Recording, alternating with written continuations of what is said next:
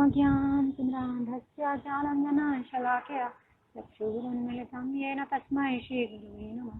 श्रीचैतन्यमनोभीष्टं स्थापितं येन भूतले स्वयं रूपा कदा मह्यं ददाति स्वपदान्तिकं। वन्देऽहं श्रीगुरोः श्रीयुतपदकमलं श्रीगुरून् वैष्णवांश्च श्रीरूपं साग्रजातं सर्वं रघुनाथान्वितं तं सजीवं साद्वैतं सावधूतं परिजनसहितं कृष्णचैतन्यदेवं श्रीराधा कृष्णपादान् सवर्णलिता शिवशाखान्वितांश्च। हे कृष्ण करुणा सिन्धु दीनबन्धो जगत्पते रूपेश गोपिका कान्त राधा कान्त नमस्तुते। सप्तकाञ्चन गौराङ्गी श्रीराधे वृन्दावनेश्वरी शिवशोभानुसुते देवी प्रणमामि हरिप्रिये। वाञ्छाकल्पतरुभ्यश्च कृपा सिन्धु भयेव च पतितनां पावनेभ्यो वैष्णवेभ्यो नमो नमः। जय श्री कृष्ण चैतन्य प्रभु नित्यानंद श्री अद्वैत गदाधर शिवासादि गौरभक्तवृंद। हरे कृष्ण कृष्ण कृष्ण हरे हरे हरे राम राम राम हरे हरे। हरे कृष्ण कृष्ण कृष्ण हरे हरे हरे राम राम राम हरे हरे। हरे कृष्ण कृष्ण कृष्ण हरे हरे हरे राम राम राम हरे हरे। नमो विष्णुपादाय कृष्णप्रेष्ठाय भूतले श्रीमते भक्तिवेदांत स्वामिनि नामिने। नमस्ते सारस्वते देवे गौरवाणी प्रचारिणे निर्विशेष शून्यवादी पाश्चात्य देशधारिणे। मुखं करोति वाचालं पङ्गुं लङ्घयते गिरिं यत्कृपातमहं वन्दे श्रीगुरून् दीनकारणं श्रीपरमानन्द माधवं श्रीचैतन्य ईश्वरम्। करुणा के सागर। यह पुस्तक मेरे महान गुरुदेव श्रील अभय चरणारविंद भक्ति वेदांत स्वामी प्रभुपाद के कर कमलों में समर्पित है। इस कलह व पाखंड भरे युग में पतित जीवों का उद्धार करने हेतु वे आध्यात्मिक जगत से भगवत भक्ति का संदेश लेकर प्रकट हुए और अपनी करुणा से संपूर्ण जगत को आप्लावित कर दिया। वे निश्चित ही करुणा के सागर हैं। श्रील प्रभुपाद को ocean of mercy Bhakticharya Swami Maharaj declare कर रहे हैं। करुणा के सागर भक्तिचार्य स्वामी महाराज द्वारा लिखित ओशन ऑफ मर्सी का हिंदी अनुवाद है। इस पुस्तक के आरंभ में लेखक ने अपनी भारत से यूरोप की यात्रा का संस्मरण प्रस्तुत किया है। एक से दूसरे देश में जाते हुए वे जिन व्यक्तियों के संपर्क में आए और जिनसे उनकी मित्रता हुई उन सभी का वर्णन मंत्रमुग्ध करने वाला है। लेखक विभिन्न देशों के भ्रमण के माध्यम से इस पृथ्वी को और साथ ही अपने जीवन के वास्तविक उद्देश्य को जान पाते हैं। यह उद्देश्य था अपने गुरुदेव कृष्ण कृपा मूर्ति अभय चरणारविंद भक्ति वेदांत स्वामी प्रभुपाद से साक्षात्कार करना और उनके चरण कमलों की शरण लेना। मैं भक्ति चारू स्वामी महाराज को इस्कॉन से जुड़ने के समय से ही जानता हूँ। मैं पहले ही यह समझ गया था कि वे विशेष योग्यता से संपन्न व्यक्ति हैं और इन्हें प्राप्त करके श्रील प्रभुपाद अत्यंत प्रसन्न होंगे, किंतु श्रील प्रभुपाद ने उन पर जैसी कृपा वर्षा की मैंने उसकी कल्पना भी नहीं की थी। मेरी सूचना में इस्कॉन में अन्य किसी को भी 3 महीनों के अल्पकाल में हरिनाम फर्स्ट इनिशिएशन, ब्राह्मण सेकंड इनिशिएशन, संन्यास दीक्षा थर्ड इनिशिएशन 3 महीने के अल्पकाल में इस जगत से प्रस्थान करने के समय श्रील प्रभुपाद श्री चैतन्य महाप्रभु के संकीर्तन आंदोलन का पूरे विश्व में प्रचार करने के लिए अपने निकटतम शिष्यों को उत्साहित कर रहे थे। श्रीमद् भक्तिचार्य स्वामी इस ग्रंथ के माध्यम से पाठकों को उस समय में श्रील प्रभुपाद के पास ले जाकर एक अभूतपूर्व अनुभव कराते हैं। भक्तिचार्य स्वामी महाराज इस ग्रंथ में अति सुंदर रूप से दर्शाते हैं कि वास्तव में श्रील प्रभुपाद करुणा के सागर हैं। जब से मैंने यह ग्रंथ पढ़ना आरंभ किया है तब से मैं अन्य कुछ भी नहीं कर पाता हूँ। इस ग्रंथ का आकर्षण इतना मुग्ध करने वाला है। श्रील प्रभुपाद के साथ उनके अभ्यंतर अनुभव हमें प्रभुपाद के समय में स्थानांतरित कर देते हैं और जिस प्रकार महाराज श्रील अभय चरणारविंद भक्ति वेदांत स्वामी प्रभुपाद की महिमा का गायन करते हैं, उसके लिए मैं उनके प्रति हृदय से आभार प्रकट करता हूँ।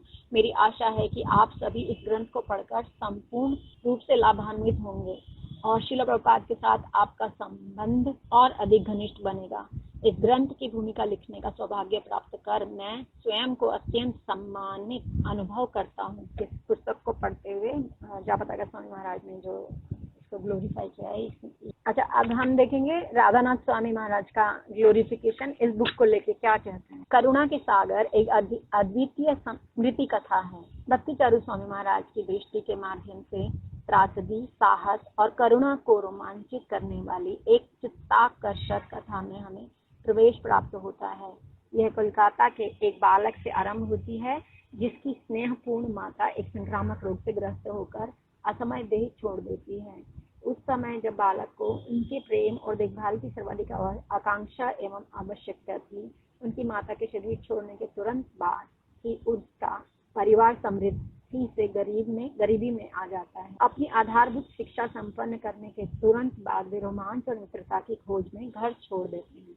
वे पश्चिमी जगत के लुभावने वादों का आलिंगन करने हेतु उत्सुक होते हैं और तथाकथित तीसरी दुनिया के भारतीय समाज को अविकसित समझते हुए पीछे छोड़ देते हैं। थल और जल से यूरोप की यात्रा करते हुए वे अपनी समस्त ऐच्छिक वस्तुओं और उससे भी बहुत अधिक की खोज करते हैं।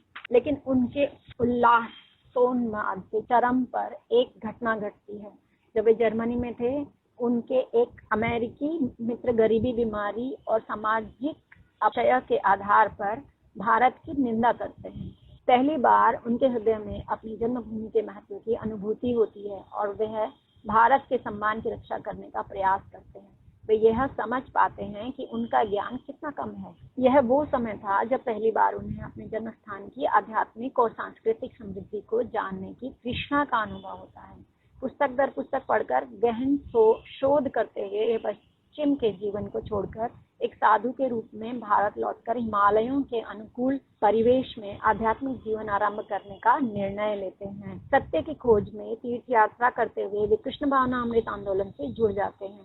उस समय आंदोलन में हजारों भक्त थे, जिन्होंने अपना पूरा जीवन अपने गुरु की सेवा में समर्पित कर दिया था। वे गुरुदेव थे श्रीमद एसी भक्ति वेदांत स्वामी श्रील प्रभुपाद। वे सभी अपने प्रिय गुरु का क्षण भर भी संग प्राप्त करने के लिए सर्वस्व देने को तत्पर थे। इस्कॉन में समर्पित होने के 2 माह बाद लेखक व्यक्तिगत रूप से श्रील प्रभुपाद से भेंट करते हैं, जो उन पर स्नेह की वर्षा कर देते हैं और साथ ही सदा उनके साथ रहने का सौभाग्य भी प्रदान करते हैं। उनकी पहली भेंट में ही श्रील प्रभुपाद उन्हें अपनी पुस्तकों का बंगाली भाषा में अनुवाद करने का उपदेश देते हैं और आंदोलन की आध्यात्मिक विरासत की मूल भाषा है और साथ ही श्रील प्रभुपाद की मातृभाषा भी है। कुछ सप्ताह बाद वे श्रील प्रभुपाद के हिंदी और बंगाली भाषा के पत्राचार विनिमय की सेवा प्राप्त करते हैं और वे प्रभुपाद के संपूर्ण भारतीय क्रियाकलापों के व्यक्तिगत सचिव हो जाते हैं। श्रील प्रभुपाद का उनके प्रति अगाध प्रेम और विश्वास था। भगवान श्री कृष्ण की प्रेममयी सेवा भक्ति के अभ्यास के कुछ महीनों के बाद ही वे प्रभुपाद के व्यक्तिगत सहायक और रसोइये बन जाते हैं और उन 3 या 4 शिष्यों में से एक हो जाते हैं जो प्रभुपाद के व्यक्तिगत सदा संगी थे। उन कुछ महीनों में उन्हें हरिनाम दीक्षा, ब्राह्मण दीक्षा और संन्यास दीक्षा भी प्राप्त हो जाती है। इसमें विशेष बात यह है कि यह तीनों दीक्षाएं केवल कुछ वरिष्ठ भक्तों को ही दी जाती थी। वह भी अनेक वर्षों की समर्पित सेवा के बाद। करुणा के सागर से हम श्रील प्रभुपाद की अभ्यंतर लीलाओं में पहुंच जाते हैं। जिस प्रकार वे जनता में प्रचार करते थे, व्यक्तियों का मार्गदर्शन करते थे और विश्व के शक्तिमान आचार्य, आध्यात्मिक प्रतिरूप और शिक्षक के सामने आने वाली विभिन्न चुनौतियों का सामना करते थे। इसके साथ हमें यह भी दिखाया जाता है कि किस प्रकार श्रील प्रभुपाद एक कोमल हृदय, विनम्र आध्यात्मिक पिता और मित्र के रूप में अपना प्रेम प्रकट करते हैं। भक्ति चारू महाराज हमें हाथ पकड़कर श्रील प्रभुपाद के निजी निवास में ले जाते हैं और कई बार तो उनकी अंतिम उपस्थिति के समय उनके बिस्तर तक। ऐसा करते हुए स्वामी जी अपनी दृढ़ भक्ति से युक्त दृष्टि से हमें उस समय का दर्शन कराते हैं जो केवल कुछ ही व्यक्तियों ने किया है। इस पुस्तक को पढ़ते हुए मैं अचंभित और प्रबुद्ध दोनों ही था। उनके प्रेम पूर्ण सेवक के इस सुंदर उपहार के माध्यम से श्रील प्रभुपाद की व्यक्तिगत उपस्थिति में जाते हुए मैं हंसा भी और रोया भी। राधानाथ स्वामी महाराज। मैंने अभी करुणा के सागर पुस्तक का पठन संपन्न किया है। इस संस्मरण के लिए हम आपके हार्दिक आभारी हैं, जिसमें आपने अपने अनुभवों को बांटते हुए हमें श्रील प्रभुपाद के और आपके इतने निकट पहुंचा दिया। ये जयद्रथ स्वामी ने ग्लोरिफिकेशन किया है इस बुक का। केवल इतना ही कहूंगा कि मैं इसे पढ़ रहा हूँ और पठन रोकना बड़ा ही कठिन है। शिवराम स्वामी, मुझे आपका करुणा के सागर नामक अति सुंदर उपहार प्राप्त हुआ। मैं आनंद विभोर होकर उसे पढ़ रहा हूँ। इसका संकलन और प्रकाशन करने के लिए आपका बहुत बहुत धन्यवाद। ऐसी मेरी हार्दिक भावना है। भक्ति मार्ग स्वामी। आपके गंतव्य की प्राप्ति और शील प्रभुपाद के साथ आपके द्वारा बिताए समय का पठन निश्चित ही प्रेरित और आह्लादित करने वाला है। शील प्रभुपाद की उपमा बनाने की विधि को जानना इस पुस्तक को पढ़ने का अतिरिक्त लाभ है। मेरी केवल एक ही शिकायत है कि इसे पढ़ने से मेरी दिनचर्या बिगड़ गई है। रात के 8 बजे मैं पुस्तक उठाता और देखते ही देखते 10:30 बज जाते। मुझे विश्राम के लिए देरी होती थी, पर मैं तब भी पुस्तक बंद नहीं कर पाता था। हमें यह अमूल्य रत्न प्रदान करने के लिए आपका हार्दिक धन्यवाद और साथ ही शिल प्रभुपाद के प्रति आपकी समर्पित और प्रेम पूर्ण सेवा के लिए भी हम आपके बहुत बहुत आभारी हैं। बद्री नारायण स्वामी। यह संस्मरण रस से परिपूर्ण है और इससे मैं यह बेहतर समझ पाया कि वास्तव में भक्ति चारूर स्वामी महाराज कौन है। स्पष्ट रूप से आपके पूरे जीवन में सभी को आपके प्रति स्नेह था। आपके विषय में आनंदमयी माँ की भविष्यवाणी जानकर हम सभी बहुत बहुत हर्षित हुए। निश्चित ही वे एक विद्वान महिला थी। शिल प्रभुपाद के द्वारा आपको पहचाना जाना और तुरंत ही आपको पास खींच लेना तथा एक स्नेहपूर्ण वर्णन है। प्रभुपाद के प्रति आपका भक्ति भाव दृढ़ तो था ही, यह साथ ही और भी प्रबल होता गया। आपने सभी भक्तों के सद्गुणों के दर्शन किए और मैं इसे पढ़कर तमाल कृष्ण गोस्वामी महाराज के प्रति आपके आदर भाव पर बेहतर समझ गया। इस पुस्तक के आवरण ने मुझे मुग्ध कर दिया था और मैं सरलता से आपके प्रभुपाद के साथ निजी और व्यक्तिगत संबंध को जान पाया, विशेषकर उस समय भी जब उनका पृथ्वी काल संपन्न होने वाला था। मुझे आपके द्वारा वर्णित शिल प्रभुपाद के कथन विशेषकर रोचक लगे, जैसे एकादशी का 8 वर्ष के पहले और 80 वर्ष की आयु के बाद अनिवार्य न होना, और कुछ वैचारिक बिंदु जो प्रभुपाद ने आपको समझाए, जैसे षड दर्शन का प्रगतिशील भागवत दर्शन, और साथ ही रोचक था प्रभुपाद के अंतिम दिनों की घटनाओं का आपके द्वारा सावधानी पूर्वक चयन। ये भूरिजन दास प्रभु जी लिखते हैं। करुणा से उत्प्रोत यह उत्कृष्ट कृति प्रतिपादित करती है कि किस प्रकार लेखक ने शिल प्रभुपाद के प्रति समर्पण और विनम्र प्रेम का विकास किया, जिन्होंने उन्हें कृष्ण भक्ति का जीवन प्रदान कर स्वयं को सचमुच करुणा के सागर के रूप में उजागर किया था। ये गरुड़ दास प्रभु जी लिखते हैं। मैंने इस पुस्तक के लिए 40 साल प्रतीक्षा की है। वास्तव में महाराज इस पुस्तक में शिल प्रभुपाद के विषय में अद्भुत वर्णन करते हैं। पुस्तक की वर्णन शैली प्रभुपाद के भाषा शैली जैसी ही है। प्रभुपाद सबसे महान ज्ञान प्रदान करते हैं, सबसे उदात्त सरलता के साथ, और यह पुस्तक भी शील प्रभुपाद के विषय में महानतम सबसे उदात्त सरलता के साथ। दैव शक्ति दासी माता जी। आद्योपरांत यह ग्रंथ अमृत से परिपूर्ण है। इस आह्लाददायिनी पुस्तक में प्रस्तुत शिल प्रभुपाद के अंतिम वर्षों में उनके संगियों और उनके हितैषियों के साथ आभ्यंतर वर्णनों को पढ़कर मैं विशेषकर मंत्रमुग्ध हुई। आपके जीवन की यात्रा जो आपके शिल प्रभुपाद के चरणों की शरण में आने पर संपन्न हुई, इसके वर्णन की मैं प्रशंसा करती हूँ। आप व्यक्तिगत कहानियां एवं कृष्ण लीलाओं के चित्रण तथा एक सुविकसित विवरण प्रस्तुत करते हैं, जिससे पुस्तक उत्कृष्ट रूप से पठनीय और रोचक बन जाती है। आपकी अंतर्दृष्टि, सत्यनिष्ठता और संस्मरण के सभी अति सुंदर वर्णन, इस्कॉन के आरंभिक विकास, उसकी चुनौतियों और सफलताओं, और अब आपके गुरुदेव का चैतन्य महाप्रभु के आंदोलन के वैश्विक प्रचार हेतु दृढ़ निश्चय का भव्य प्रदर्शन प्रस्तुत करते हैं। इस शक्तिशाली वर्णन के माध्यम से संपूर्ण विश्व को दिए गए आपके उपहार के लिए आपका बहुत बहुत धन्यवाद। ये हर ग्रेस कृष्णानंदिनी देवी दासी माता जी का लिखा हुआ था। आपने एक महत्वपूर्ण संस्मरण लिखा है। ऐसा तो ऐतिहासिक जानकारियों और प्रेम पूर्ण हृदय की भावनाओं का संयोजन है। जो व्यक्ति करुणा के सागर को पढ़ता है, वह गुरु शिष्य के मध्य संबंध का वास्तविक अर्थ समझ जाएगा। आपका इस बहुमूल्य लेखन कार्य के लिए बहुत बहुत धन्यवाद। मैं इसे पढ़ना बंद नहीं कर पा रहा हूँ। हमारे प्रिय शिल प्रभुपाद के प्रति आपसे समर्पण और उनकी सेवा के लिए मैं आपका आभार प्रकट करती हूँ। यही योगेश्वर दास लिखते हैं। आपकी पुस्तक बहुत ही प्रेरणादायक है। यह आपके जैसे उत्तम वैष्णव के हृदय को उजागर करती है। जिससे हविदास प्रभु लिखते हैं। भारत के प्राचीन वेद, जो विश्व के प्राचीनतम और सबसे गहन आध्यात्मिक ज्ञान के स्रोत हैं, बताते हैं कि मनुष्य जीवन तब तक तब आरंभ होता है जब व्यक्ति निष्ठा के साथ ये जिज्ञासा करता है कि मैं कौन हूँ, मैं कहाँ से आया हूँ, मेरे अस्तित्व का उद्देश्य क्या है।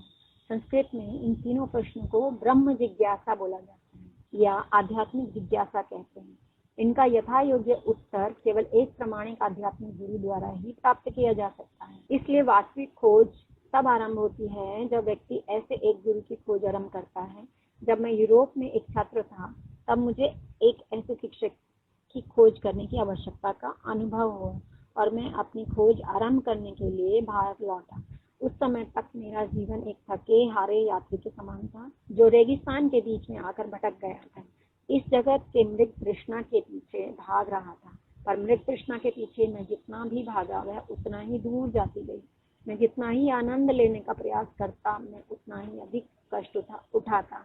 अनेक तीर्थों की एक लंबी और हताश करने वाली यात्रा के बाद मैं अंततः उन दिव्य व्यक्तित्व से मिला जो मुझे इस अज्ञान के जगत से उद्धार कर ज्ञान के प्रकाश की ओर ले जाने वाले थे। वे दिव्य व्यक्ति मेरे नित्य आध्यात्मिक गुरु श्री अभय चरणारविंद भक्ति वेदांत स्वामी प्रभुपाद थे।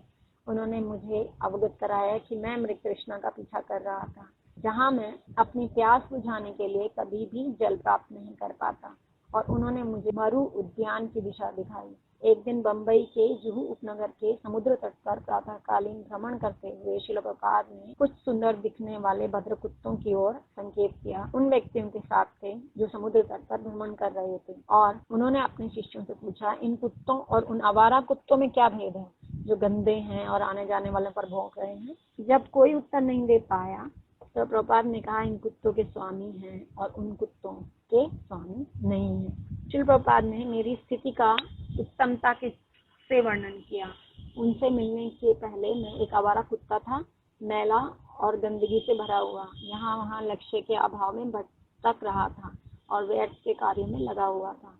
परंतु जैसे ही मैं उनके संपर्क में आया मुझे अपने अस्तित्व का उद्देश्य प्राप्त हो गया और मैं ऐसे जीवन की ओर उन्नत हो गया जिसकी मैंने कभी कल्पना भी नहीं की थी। 1979 में न्यूयॉर्क शहर में मेरे एक गुरु भाई योगेश्वर प्रभु ने मुझे श्रील प्रभुपाद के सानिध्य में बिताए दिनों के विषय में बोलने के लिए एक कार्यक्रम में आमंत्रित किया। जब हम न्यूयॉर्क के 55 स्ट्रीट के मंदिर को लौट रहे थे तब योगेश्वर प्रभु ने व्यक्त किया कि उन्हें मेरी वार्ता कितनी पसंद आई और अन्य सभी ने भी इसे कितना सराहा था।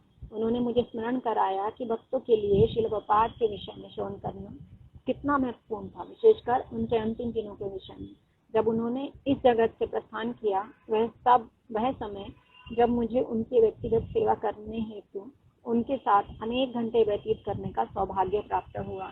मंदिर में पहुंचने पर भक्तों ने यहाँ भी मुझे श्रील प्रभुपाद के साथ अपने अनुस्मरण बांटने का निवेदन दिया।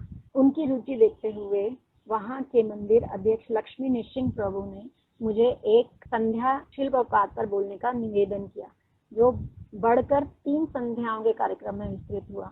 उनकी रुचि देखते हुए वहाँ के मंदिर अध्यक्ष लक्ष्मी निसिंह प्रभु ने मुझे एक संध्या श्रील प्रभुपाद पर बोलने का निवेदन किया। न्यूयॉर्क से मैंने टोरंटो की यात्रा की, जहाँ मंदिर अध्यक्ष विश्वकर्मा प्रभु ने पहले से ही मेरी कक्षाओं के बारे में सुना हुआ था और मुझे वहाँ के भक्तों के साथ इसे बांटने का निवेदन किया।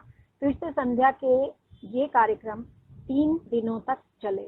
सभी विवरण और अधिक विस्तार पूर्ण होते चले गए और मैं यह देख सकता था कि भक्तों को वे कितनी गहराई से प्रभावित कर रहे थे। तीसरे दिन जब मैंने श्रील प्रभुपाद के इस जगत से प्रस्थान का वर्णन किया तो अनेक भक्तों की आंखों से अश्रुधारा बह निकली। तब से मैं जहाँ भी गया भक्तगण मुझसे कृष्ण कृपा मूर्ति श्रील प्रभुपाद के अंतिम दिनों का वर्णन करने की इच्छा प्रकट करते थे। लगभग 10 साल पहले मेरे एक शिष्य लंदन के दीन कृष्णदास प्रभुपाद के साथ मेरे अनुभव पर बोलने के लिए एक पॉडकास्ट का आयोजन किया और इसे भी बहुत पसंद किया गया। इसके बाद जयाद्वैत महाराज, रविंद्र स्वरूप प्रभु और मेरे अन्य कई गुरु भाई मुझे एक पुस्तक लिखने के लिए प्रोत्साहित करने लगे। उन्होंने मुझे बताया कि कुछ ही भक्त श्रील प्रभुपाद के अंतिम दिनों के विषय में जानते थे। फिर भी मैं इस कार्य में समर्पित होने में हिचक रहा था, क्योंकि मैं एक दीक्षा गुरु और अंतर्राष्ट्रीय कृष्ण भावनामृत संघ इस्कॉन के आध्यात्मिक नेता के कार्यों में निरंतर व्यस्त रहा करता था। कुछ ही समय पहले मेरे कुछ शिष्य मुझे अपने तत्कालीन अनुस्मरण को प्रकाशित करने की बातें करने लगे। रंग राधिका देवीदासी ने मेरे उन प्रवचनों का ध्वनि मुद्रण किया और उन्हें 80 पृष्ठों की एक पांडुलिपि में व्यवस्थित किया, जो अंततः इस पुस्तक का आधार बनी। जब मैंने श्रील प्रभुपाद के साथ अपने अनुस्मरण का लेखन कार्य पूर्ण किया, तब मेरे प्रिय मित्र और विद्वान गुरु भाई गरुड़ प्रभु डॉक्टर ब्राह्म ने हमारे अन्य एक मित्र डॉक्टर काल चांद जी प्रभु को इसका संपादन करने का सुझाव दिया, जो अमेरिकन यूनिवर्सिटी में अंग्रेजी के प्रोफेसर थे। उन्होंने यह कार्य स्वीकार किया और सुझाया कि मैं अपने पिछले जीवन का भी एक छोटा वर्णन इसमें सम्मिलित करूं। मैंने ऐसा करने में बहुत संकोच किया, क्योंकि यह पुस्तक मेरे आध्यात्मिक गुरु के महिमा गान के लिए थी, मेरी अपनी जीवनी के लिए नहीं। पर उन्होंने मुझे मना ही लिया। पाठकगण मेरे विषय में भी स्वाभाविक रूप से जानना पसंद करेंगे और साथ ही अपने आध्यात्मिक गुरु से मिलने के पहले ही मेरी आध्यात्मिक यात्रा के विषय में भी। इस सुझाव से पहला अध्याय प्रकट हुआ। देवामृत स्वामी, जो एक निकट मित्र हैं और ऑस्ट्रेलिया एवं न्यूजीलैंड के भक्ति वेदांत बुक ट्रस्ट के प्रबंधक, ने सुझाया कि बीबीटी इस पुस्तक का प्रकाशन करने के लिए तैयार हो सकता है, और मैंने प्रसन्नता और सम्मान का अनुभव किया। जब अन्य एक और बीबीटी के ट्रस्ट वास प्रभु ने उत्तर अमेरिका के बीबीटी के माध्यम से इस पुस्तक के प्रकाशन की स्वीकृति दी, इसमें बीबीटी के संपादक द्रविड़ प्रभु और रचनाकार अर्चित प्रभु भी सम्मिलित हुए। मृत्युंजय चटर्जी, जो एक निकट परिचित हैं और कलकत्ता के जाने माने कलाकार हैं, ने सुझाया कि पुस्तक के कुछ वर्णनों का चित्रण किया जाए, और तपस कांति मित्र, जो कि स्वयं कलकत्ता के एक जाने माने कलाकार, को संलग्न किया, जिन्होंने पुस्तक के आवरण की भी कलाकृति बनाई है। प्रकाशन कार्य के समापन पर ऑस्ट्रेलिया से मेरी शिष्या राधा विनोदिनी दासी ने महत्वपूर्ण योगदान दिया। जब मैंने उन्हें अंतिम पांडुलिपि पढ़ने के लिए दी थी, लंदन के मेरे शिष्य रासबिहारी कृष्णदास ने इसके प्रकाशन के शुल्क की दक्षिणा दी। रसानंद दास, राघव पंडित दास, राधा चरण दास, नटवर कृष्णदास, चंद्रिका राधा देवी दासी, चित्रहारी कृष्णदास, कमलनाथ दास के अमूल्य सहयोग से विभू चैतन्य दास ने इस पुस्तक का हिंदी में अनुवाद संपन्न किया। मैं इतने सारे प्रिय भक्तों के प्रति गाढ़ रूप से ऋणी हूँ, जिनके कारण मेरे गुरुदेव श्रील प्रभुपाद को यह विनम्र अर्पण संभव हो पाया, जो निश्चय ही करुणा के सागर हैं। उनके चरण कमलों की शरण ने मेरे जीवन के उद्देश्य को सफल बना दिया। श्रील भक्ति चारू स्वामी महाराज की जय। तो भक्ति चारू स्वामी महाराज कौन संस्थापक आचार्य श्रील प्रभुपाद के शिष्य हैं। पिछले साल जब कोविड की फर्स्ट वेव आई थी, उस टाइम पे वो इंडिया से अमेरिका प्रीचिंग पर्पस के लिए गए थे। वहाँ पे उनको कोरोना वायरस ने अटैक किया। लगभग 15 दिन वो हॉस्पिटल में एडमिट रहे, कोमा में चले गए। वो हमें दिखता है, चर्म चक्षुओं से वो हमें दिखता है कि वो कोमा में थे या किसी बीमारी से ग्रस्त थे। ये लीला होती है बड़े भक्तों की, वो किस रूप में लीला करेंगे और किस रूप में शरीर त्याग देंगे, हम जैसे साधारण लोग समझ नहीं सकते। पिछले साल जुलाई 3 गुरु पूर्णिमा थी, जिस दिन उनका तिरोभाव हुआ। तिरोभाव दिवस अभी पूर्णिमा को फिर से हम लोग सेलिब्रेट करने वाले हैं, गुरु पूर्णिमा को। मेरे पास कोई और तरीका नहीं है उनको रिस्पेक्ट या अपनी श्रद्धांजलि देने का, तो मुझे ये तरीका सबसे अच्छा लगा कि मैं उनकी ऑटोबायोग्राफी को पढ़ती हूँ। मैं सदा से आध्यात्मिक जीवन के प्रति आकर्षित था। जब मैं एक बालक था, तब अपनी माता के साथ रात में छत पर बैठकर तारों भरे आसमान को देखना पसंद करता था, और माता मुझे विभिन्न ग्रह दिखाती थी और उनके निवासी असीम शक्तिमान देवताओं की रोमांचक कहानियां सुनाती थी। मैं उनकी कथाएं मंत्रमुग्ध होकर सुनता था और उनसे मिलने की अभिलाषा किया करता था।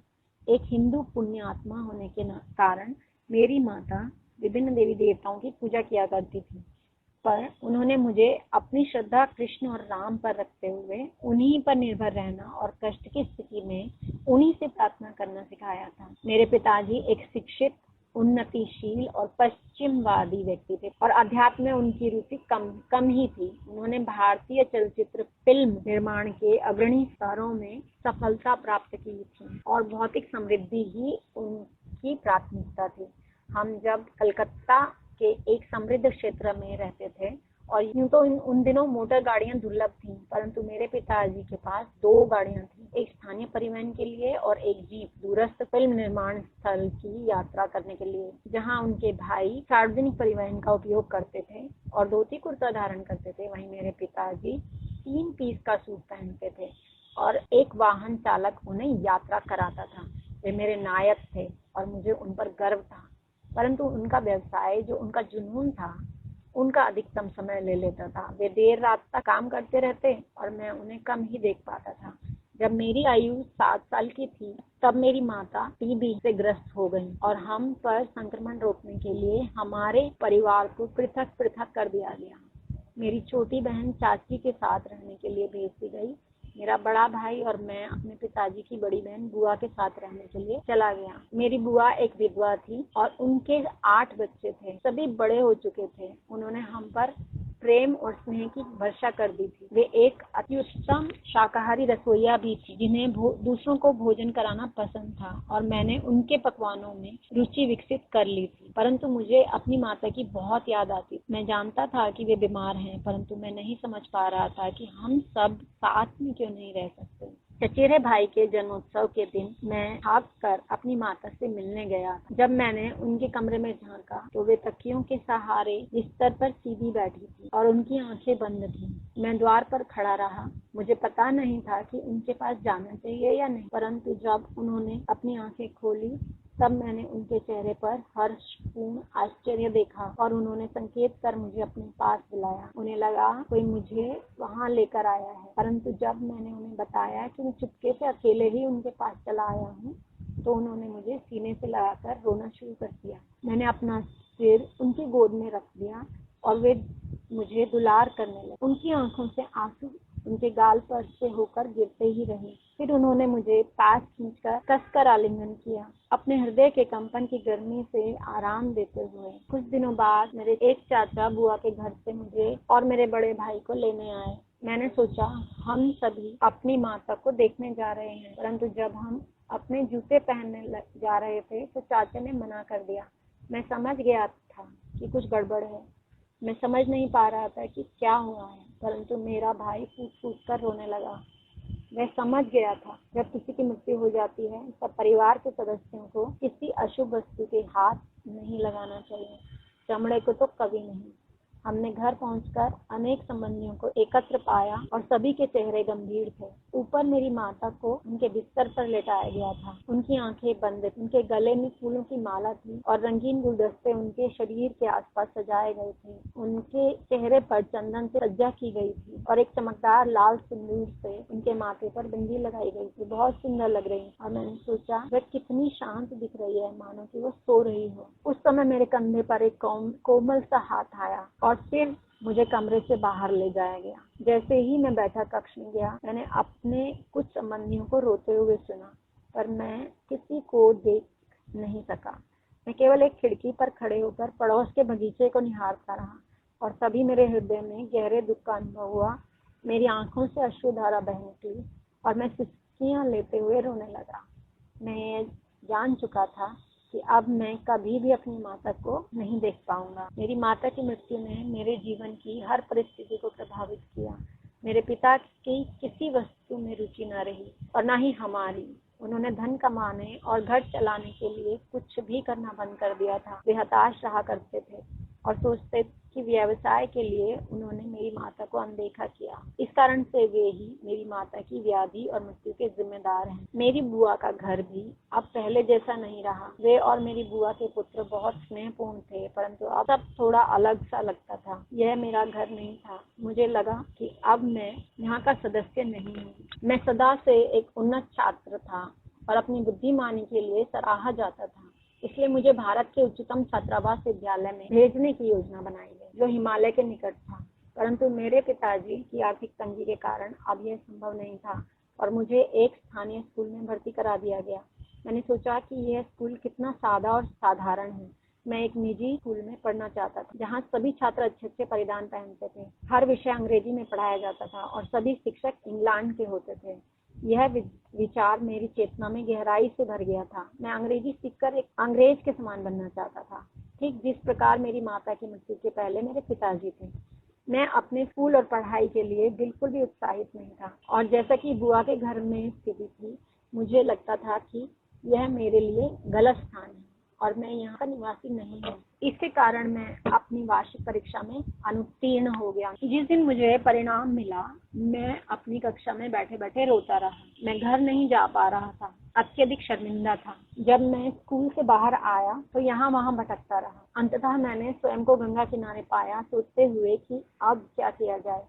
तब मैंने देखा कि नदी के दूसरे तट पर रेलवे स्टेशन है। मैंने सोचा कि मैं हिमालय की तलहटी पर स्थित छात्रावास स्कूल को जाने वाली ट्रेन पर चढ़ जाऊंगा और वहां के प्रधानाध्यापक से कहूंगा कि मैं एक अच्छा विद्यार्थी बनकर रहूंगा और मैं सदा सफल भी रहूंगा, जिससे वे मुझे वहां रहने दें। इसी विचार के साथ मैं अपनी बुआ के घर की ओर दौड़ा। अभी भी दोपहर ही थी और इसलिए घर शांत था और मैं पिछले दरवाजे से अंदर गया, कुछ सामान उठाया, अपना गुल्लक खाली किया और अपने सफेरे भाई के दराज से भी मुझे कुछ पैसे मिल गए। फिर मैं निकलकर स्टेशन की ओर भागा। एक छोटे बालक को अकेला देखकर टिकट बाबू को संदेह हुआ, परंतु मैंने उन्हें बताया कि मैं स्कूल वापस जा रहा हूँ। जब उन्होंने मुझसे पूछा कि मेरे साथ कोई और क्यों नहीं है, तो मैंने कहा कि मेरी माता की मृत्यु हो गई है और मेरे पिताजी मेरे साथ आने वाले थे, परंतु आकस्मिक व्यापार कार्य के कारण उन्हें कहीं और बुला लिया गया है। मैंने उनसे कहा, मुझे अकेले यात्रा करने की आदत है, मैं स्वयं को संभाल सकता हूँ। अतः उन्होंने मुझे टिकट देकर जाने दिया।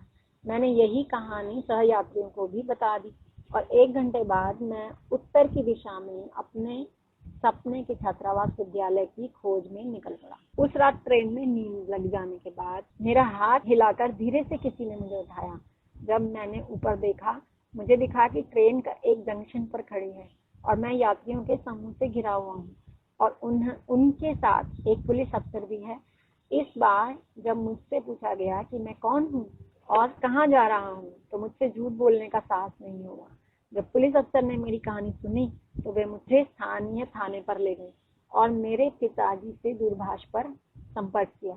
मैं उनसे बात नहीं करना चाहता था, पर जब अफसर ने बल दिया तो मैंने उनसे फोन लिया और उस पर फूट-फूट कर रोने लगा। मेरे पिताजी को स्थिति समझाने के बाद वह पुलिस अफसर मुझे पास ही में अपने घर ले गया, जहाँ पर उसकी पत्नी ने मुझे भोजन कराकर सुला दिया। मैं उनके घर में अगले दिन भी रहा, लगभग पूरे दिन केवल बिस्तर पर। उन्होंने मेरे साथ बहुत अच्छा व्यवहार किया, पर एक कमरे में अकेले रहते हुए मैं स्वयं को एक अपराधी के समान अनुभव कर रहा था, जिसे बंदी बना लिया गया हो। उस रात मेरे पिता मुझे कलकत्ता वापस ले जाने के लिए आए। उनके साथ ट्रेन में यात्रा करते हुए मेरे स्मरण में हमारी सबसे लंबी चर्चा हुई। उन्होंने मुझे बताया कि वे मुझसे कितना अधिक प्रेम करते हैं और मुझ पर उन्हें कितना भरोसा है। उन्होंने कहा, चाहे मैंने जो भी किया, वे जानते थे कि मैं एक अच्छा बालक हूँ और मैं कभी भी कोई बहुत बुरा काम नहीं करूँगा। तुम्हारी माता तुमसे बहुत प्रेम करती थी, उन्होंने मुझे विश्वास दिलाते हुए कहा, और अभी भी करती हैं। तब वे शांत होकर बैठे रहे और बिछोह की यातना में फूट फूट कर मैं भी रोता रहा।